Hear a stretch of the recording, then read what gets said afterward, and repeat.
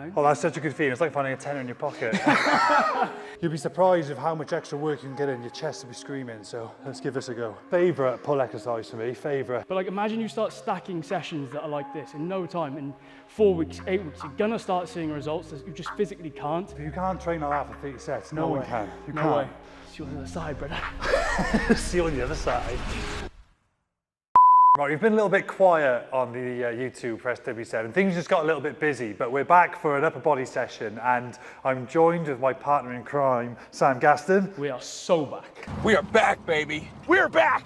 We are back. That's right. We are back. So we're going to start bringing these to you a bit more regular. Today we're going to go through an upper body session. We're not going to pull one straight from the app. We just want to do a dirty upper body session, and we're going to show you loads of techniques that you should employ to take you to failure. Now, we don't really do a whole lot of volume. It's much more on the intent when you do train. So you don't need to be in the gym wasting your time on 30 sets in a session. Today we're probably going to do maybe 18 sets in total, but you will see on maybe 4 or 5 of them we go pretty deep and we go into the well to get to that failure and fatigue. So come and have a look at an upper body session. It includes some mobility, some shoulder prehab warm-ups, and into some compounds and isolations to finish. But this is exactly what we would do in an upper body session. Take a look.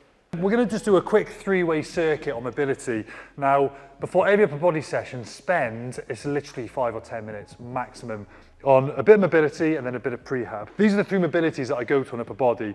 This can just be any old broom as well. You've all got a brush in the house. So just spin right and then spin left. Now the reason you've got a stick is my right hand can push this stick that extra inch, so it sort of helps that rotation. Your lower back's not designed to move, but your thoracic is. So we want our thoracic to be quite mobile. It'll surprise you that once your thoracic mobility improves, actually shoulder pain tends to go away. So this is probably the one thing I've improved lately, and I've noticed the biggest difference in my shoulder health. So this is the one, 10 in total. And we can just scan down to Gassy. We're going to do some foam rollout. So just extend your arms overhead and just roll out that thoracic. Probably get a nice couple of clicks when you first do this, but it's just a nice one just to sort of loosen up that spine. And as I said, thoracic mobility is probably one of the most underrated things. Just for some coaching Warbs, how far down the back do you think you should foam roll? Do you know what? My brother gave me this one tip, who's a physio, right? Find a real minging spot. So like when it feels hard to breathe, and then relax and just fold on that spot and just wait there for about 10, 20 seconds. So you don't really need to go too much lower than what Gassy is now. When you go lower, you start entering the realms of lower back. Thoracic is probably, think of rib cage. The section of your rib cage where your spine is, that's your thoracic. Now that's, like I said, should move and should have some mobility in it. So find a horrible spot, lie there for 20 seconds, and it'll get some nice clicks and you'll feel a lot better. And the third one, I like using this just to get a little bit of height, is just a lat stretch. So put your wrists on here and just Downward dog. push the lats out and just hold that as well. If you find one is tighter than the other, you can get rid of it. Move your hand to 11 o'clock if it's your right arm. That's much tighter for me, so I do a little bit more work on the right, and then left arm, move it to 1 o'clock, and just try and drop that shoulder blade to the floor. You get a really nice lat stretch. Do those 3 twice round, it'll take you 3 or 4 minutes.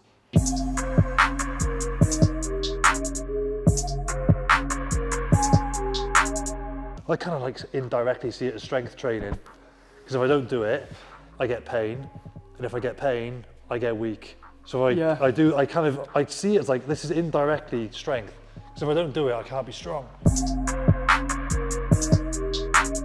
We've done our mobility, now we're going to do a bit of prehab. So W's into Y's into external rotation, 5 of each. So as you can see, Gassy, it's 5 W's, because if you looked at it from a bird's eye view, it looks like he's making a W. That's why we call it W's. So you do 5 W's, good for the external rotators, good for the mid, back and traps. Then he'll go straight arms and do 5 Y's. And once he's done 5 Y's as well, he'll just go into 90 degrees and then just five times externally rotate. We'll just do that twice each. There you go, see he keeps his shoulder blades are nice and fixed. Just get that external rotation. It's 15 reps, but now your upper back will be cooking and your rotator cuff's ready for some pressing movements coming up.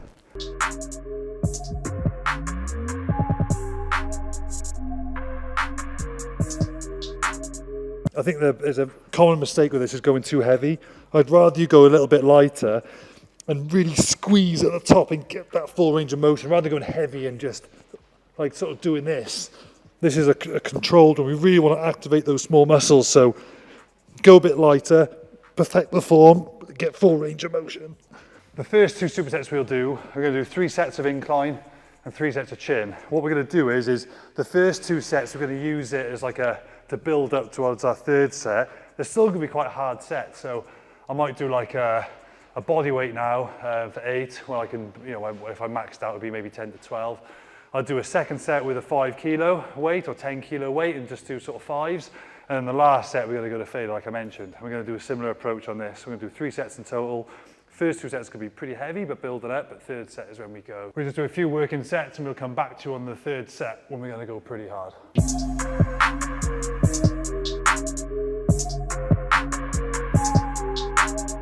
This might be an obvious point for some of you. The reason we're doing inclines is because we do train for aesthetics as well. Like if you're doing flat bench press, dumbbell press, or press ups, that's flat to decline, which is kind of like your lower portion of your chest. Inclines obviously works that upper portion. So when you see some guys, their tops off, they've got this really full, like long chests. Probably doing a lot of incline. I've sort of reflected on my training. Haven't really included too much incline lately, so I'm gonna pop it in. I'm gonna focus on the next month a little bit more on my upper chest development.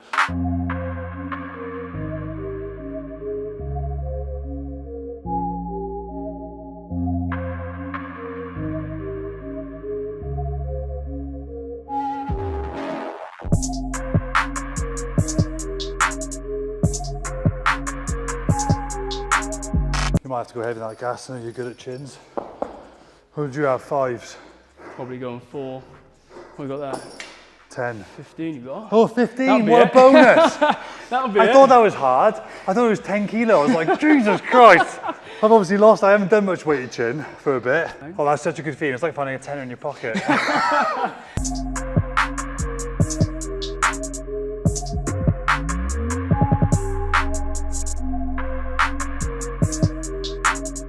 Nice controlled 2 or 3 seconds. Focus on form, we're here to build muscle. So drop the ego and lift with good form.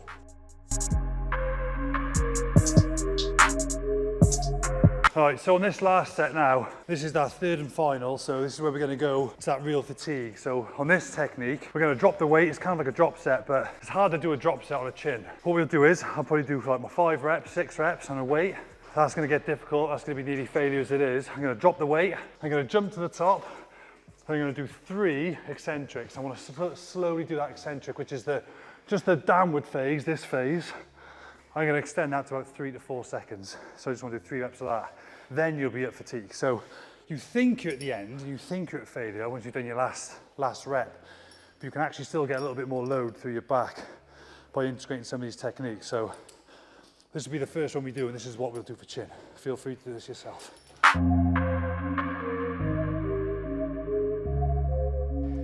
Nice. Okay, that's 5, drop that, and we're literally straight into it. So 3 eccentrics. Jump to the top. 2, 3, 4, 5. I still had 15 seconds more work in me to when I thought I was at failure. So just a small way of adding it. Don't do this for all 3 sets. You'll absolutely cook your nervous system. You'll get too much DOMs the next day, and you'll go into too deep a hole of recovery to kick out. So only do it maybe once, like per vertical pull, for example. We'll do like failure sets, pure failure, maybe 4 sets per session. Any more than that, you're creating too much stress and too much fatigue. So it's careful to get the right dose, not do too much.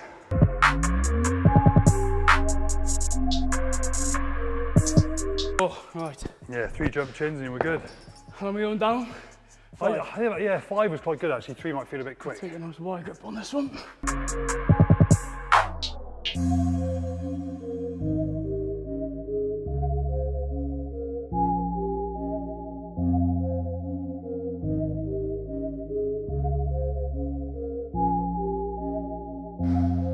Right, so if you're training on your own, this is a really good one.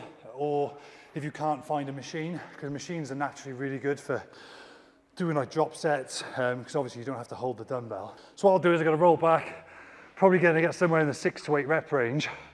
Once you've ground out that last one, like I said again, you think you're at failure, We're gonna come down to 90, just do a max iso hold. Only on the last set only, so you'll be surprised of how much extra work you can get in. Your chest will be screaming, so let's give this a go. Let's go. Here we go.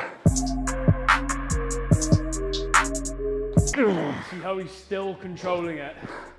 He's not rushing just because he's gone up in weight. The goal is still control.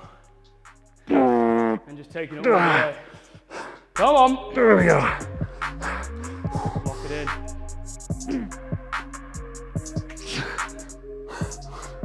Come on, fight it. Fucking hell. Oh my God.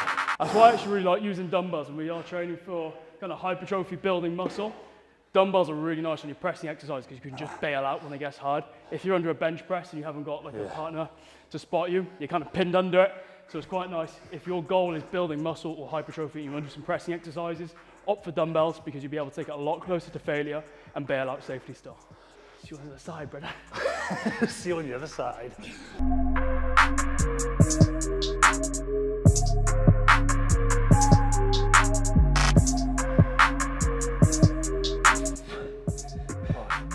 Six, 7, 8, 9, 10. Yes, that's nice. Woo! Oh, here we go. Oh! Now we're growing. You can't do that 4 sets in a row, and then you can't do another 4 sets of chest and do that. So when people are going, oh, I got a 5-day split, and I've got 30 sets a session, in my head I'm like, you're not going hard enough. You can't train like that for 30 sets. No one can. You can't. way. Sometimes less is more. Less, but much higher quality is better. It's not always just more volume. It's a lot of it is, yeah, a little bit of volume. You know, of course you need the right dose of volume, but intent is really important. Shoulder press and prones. So now we've obviously done relatively, that's a horizontal press, and we've done a vertical pull, which means, you know, from this direction, pulling vertically. Now we're going to go a horizontal pull.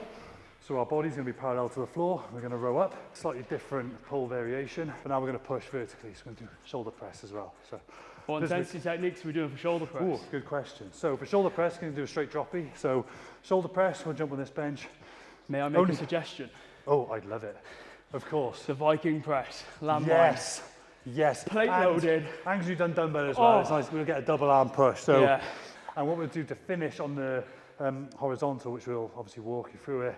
Finish the set, rest for 5 seconds, bang out another 2 or 3, rest for 5 seconds, bang out another 2 or 3. So we'll mix up the sort of the failure techniques. So yeah, drop set and a big thruster to finish.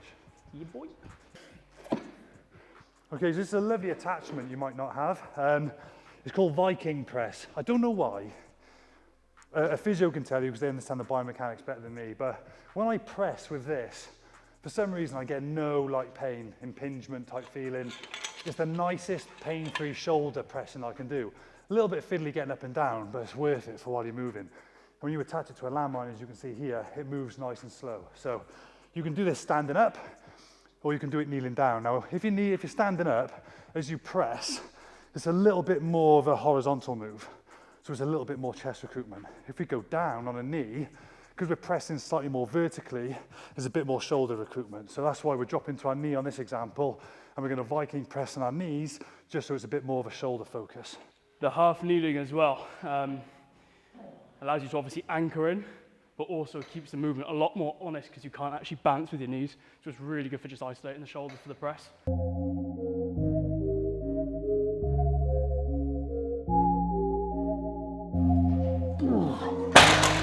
Don't worry about dropping it. If you try and like lower it down like that, it's going to be a bit awkward. So just make sure in this space you can just drop that shit.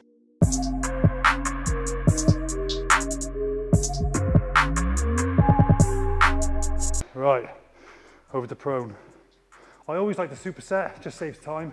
If you've got the luxury of time and you don't mind spending an hour and 20 minutes in the gym, by all means you can just do 3 sets at a time, but most of us are time poor, got an hour in the gym.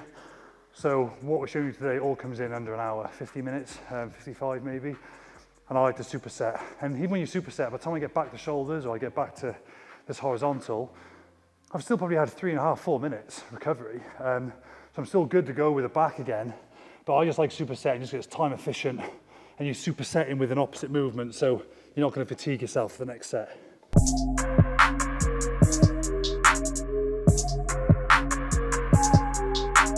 Favourite pull exercise for me, favourite. I'll tell you why. If you do a low row, there's a little bit of this going on, which is okay. A little bit of like, and you lose your lower back to row it back a little bit. Even when you lat pull down in, you know, even chin, like people just like they frog leg their legs up a little bit. This is a brutal rowing exercise. Even compared to a single arm row where you can use a little bit of your core to twist and get that extra bit of range. Because you've got your chest down here, it just isolates your back, your arms and back. So it's a brutal rowing exercise. If you can't do this, you can do a bench, just a shallow incline. You get enough range then, just a dumbbell row, either side of a bench if you haven't got a prone or seal row, whatever your gym calls it. But I find it's a brutal pulling exercise. It's a real test of pure pulling strength.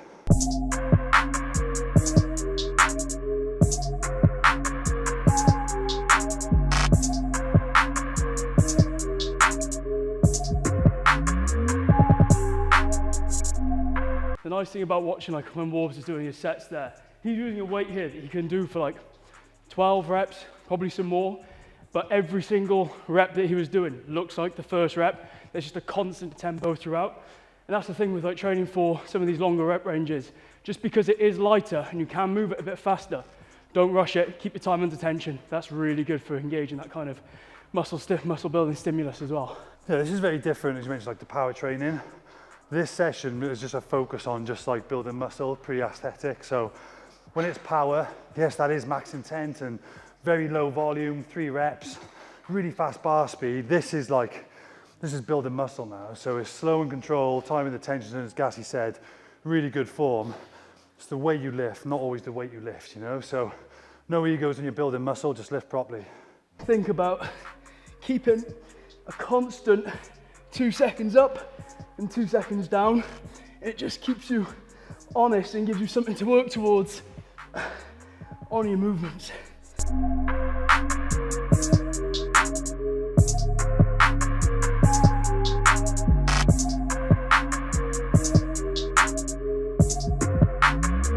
Just a little cue for anyone who's doing any rowing exercises.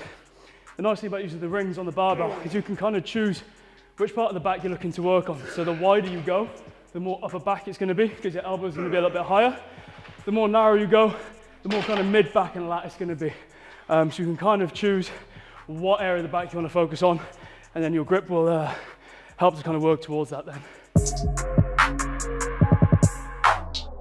Right then, so this last set we've strategically picked 25 and a 10 and a 10. No, we got a drop set coming, so I'll do a set to near failure, slip a 10 off, do another set to near failure, slip this 10 off, finishing off with this last one. So make sure it's quite nice just to load it up with 10s, and it's nice to drop set, so it's quite handy in a pair. I'll take off the Viking, Gassy will whip off the 10. We don't want to load a rest in between those droppies. Maybe 10 seconds is enough. It's a bit of like F1 mechanics going on here, but yeah, make sure you but strategically choose your plates so you can do a drop set most efficiently in your last set.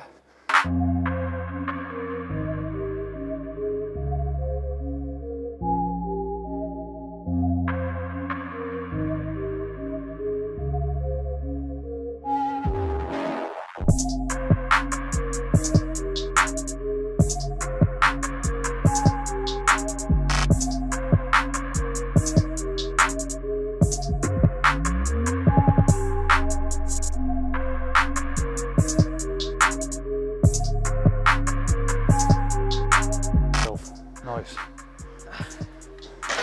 Good night, Delts. Oh.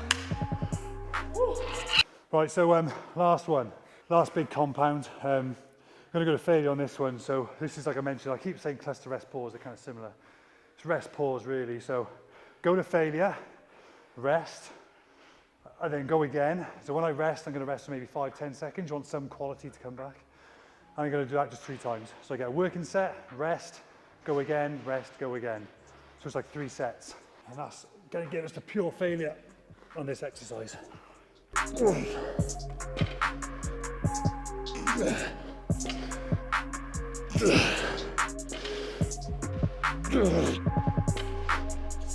So,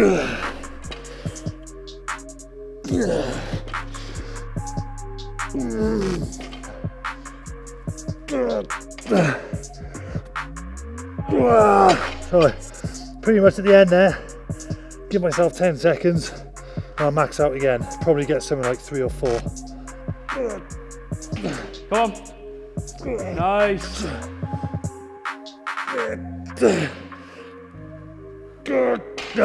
One more. Even if they're half reps, don't worry about it.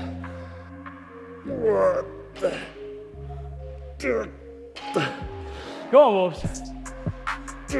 On that length and partial grind. Ah, no, I know those last few reps were minging and probably looked horrible, but at least I know I've gone to that absolute failure point, and working muscles in a lengthened position is beneficial for hypertrophy, so you're better off doing partials in the bottom half of the range than the top half. So even if you can't get a full rep out, don't worry. 2 halfies are better than nothing when we're trying to max out to fatigue. I hope you guys can see like how hard we're training, the intent we're like bringing into these sessions. And I think that when you then compare that to your sessions, if you're not lifting with that same intent, like I'm not saying you have to grunt and make crazy facial expressions, but naturally that should start creeping out if you're training hard enough. But like imagine you start stacking sessions that are like this in no time, in 4 weeks, 8 weeks, you're gonna start seeing results that you just physically can't. If you're training with this kind of intent, you're challenging the muscle and taking it to that kind of sort of distance away from failure, like you're going to make progress. So really try and implement some of this intent into your training and you'll make so much more progress than you've maybe seen recently. And on that makes sense why when you're chatting to clients and they're like, I'm training 5-6 times a week, and you're like, mate, 3 or 4's enough. Literally. Like this is why, because you can't do this 6 times a week. No, like I'm gonna need a rest day tomorrow. Yeah. So when I say 3 to 6 times, like just weights. Yeah, if you want to integrate some cardio, obviously that'll get you up. We're talking strictly weights. Like if you're training more than 4 times a week on weights, I'd question the effort that you're putting into your weight sessions. If you're going like this 4 times a week, you'll know about it. Like you'll be praying for those rest days when they come.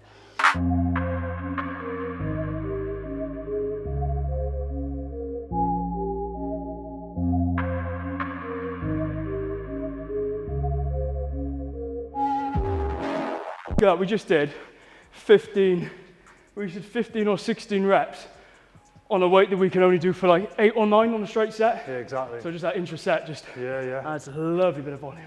Right. Do you know, I'm not really precious over arms now. Now we just do isolations arms. Look at him, state of his arms, and he says that. The cheek of it. You are. Some of us are trying to grow them. So I find personally, some people might need more, everyone's different in it, but like, for some reason my arms respond a lot to the compound, so I only add in 3 sets of bi, 3 sets of tri to finish. So like I know a typical easy one if you're in the gym, say now we're at 50 minutes, I don't want you going over an hour. I tend to set up the cable, for example, a rope, and then you can just go at the top for triceps, rack it to the bottom for biceps, just get 3 sets of each in, superset that with only 10-20 seconds rest in between. I find I can just sort of push those arms to a little bit less rest, maybe a minute's rest, minute and a half's rest, just to finish them off and just get some concentrated isolation. Something I've been chucking on the end of like my upper body days or the end of my arm sessions is just adding like a light band and just doing like 20 reps, 30 seconds rest in between. You'll be able to get like 2 or 3 sets out, but it literally just smokes them. So a little red band just to finish up can be a real nice short, sharp finisher, just to fatigue them.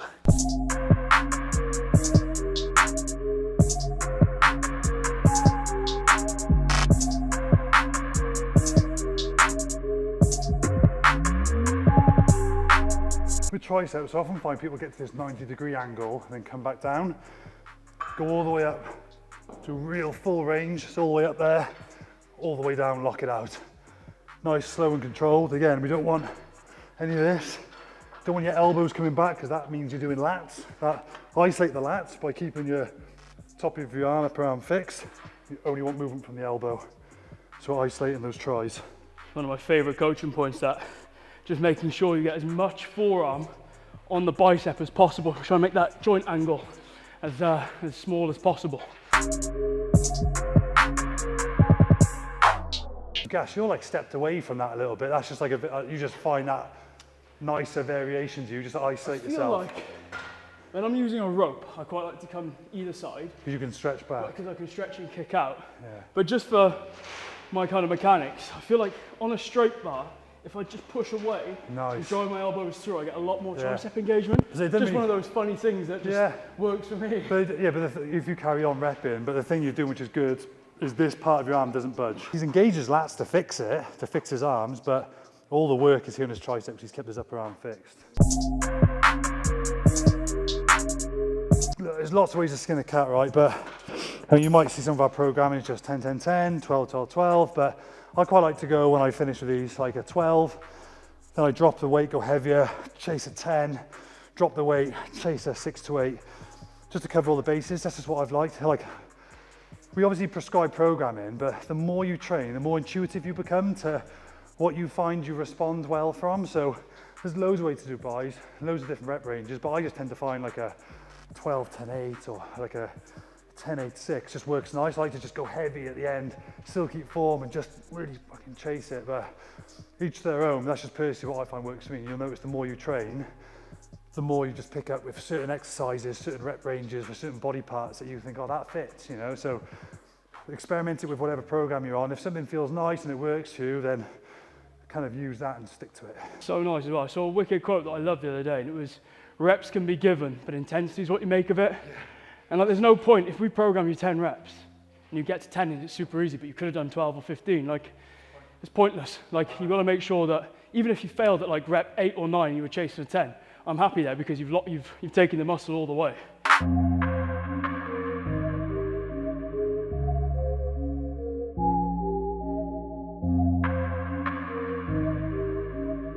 J'ai fini. Nice. So there you go. That's the end of upper body. That's why, if you've heard us say before, you only need 18 sets in a session. That's exactly why. See you next time.